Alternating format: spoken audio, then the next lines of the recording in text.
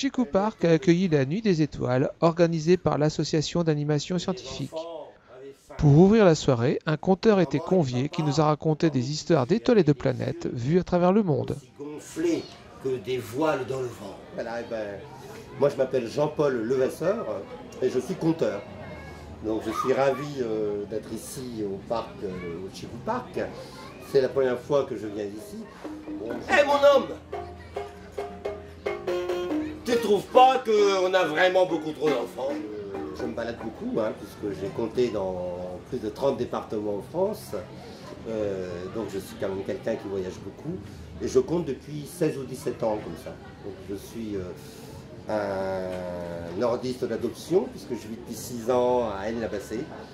Mais je suis de cœur breton. Et puis d'adoption picard. Donc voilà. Donc j'ai une triple identité. Bretonneau, Picardo, Ch'ti. Pourquoi je céderai le trône à un homme? C'est parce que je suis une femme? Et non.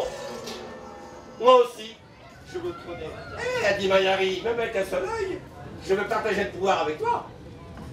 Il n'y a aucune raison pour que ça soit toi qui es. Alors là, je vais donc présenter différentes croyances autour du soleil et de la lune, du jour et de la nuit, du soleil et de la lune, qui ont été inventés par des peuples du monde entier.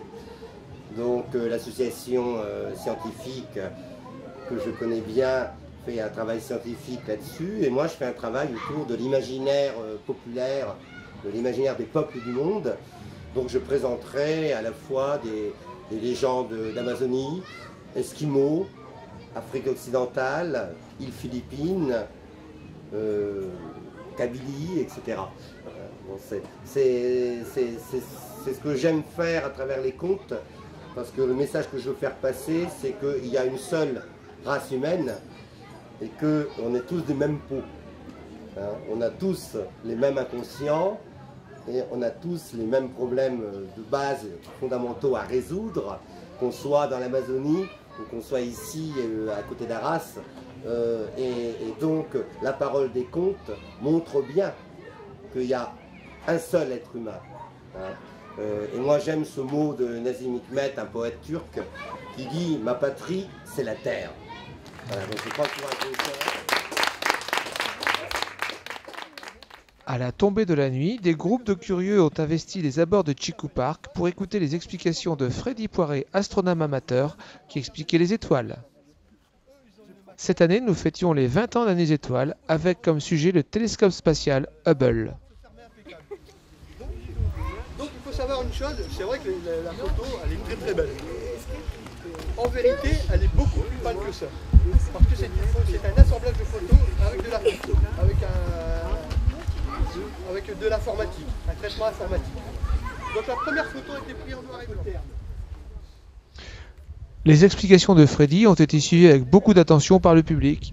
Un film retraçant l'histoire d'Hubble a ensuite été projeté. Enfin, moment attendu de tous, l'observation avec la découverte du ciel et la manipulation de la carte de la nuit des étoiles. Les télescopes étaient de sortie et la reine de la soirée était Jupiter.